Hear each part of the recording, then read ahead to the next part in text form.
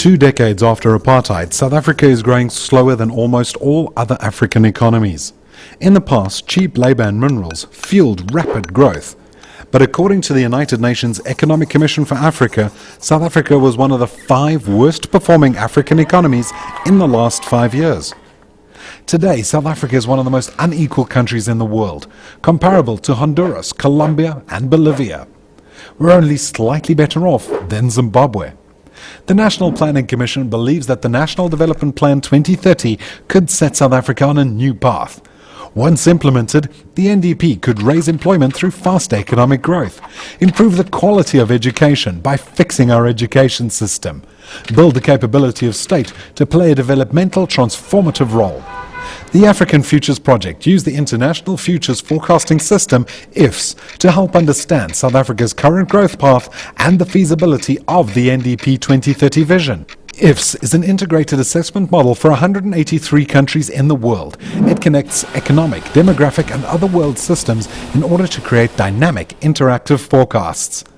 IFS forecasts that South Africa will grow at an average growth rate of 3.4% from 2014 to 2030. Other organizations concerned with economic growth expect similar rates of growth. Most analysts believe that this will not be enough to reduce unemployment and inequality. The NDP believes that South Africa needs to achieve an average growth of 5.4% from now until 2030. This is very hard to achieve year after year. Examples of countries that have done exceptionally well include Botswana, Cambodia, China, Hong Kong and South Korea.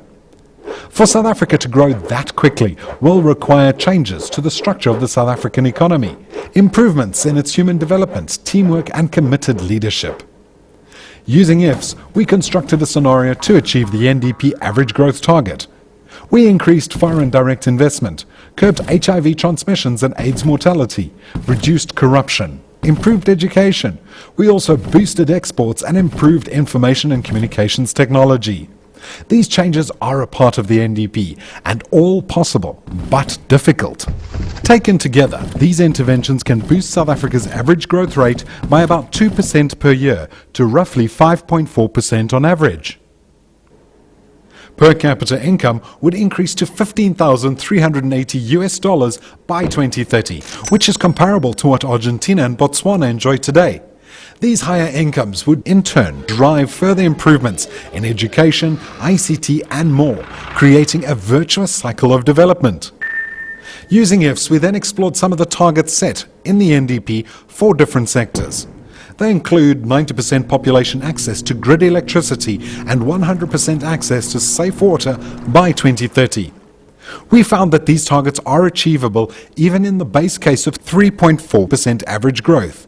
This is a good sign that significant progress towards the future envisioned by the NDP is possible, even in the short term. But to create long-term change and reduce unemployment and inequality, South Africa will need to fully commit to the NDP growth target.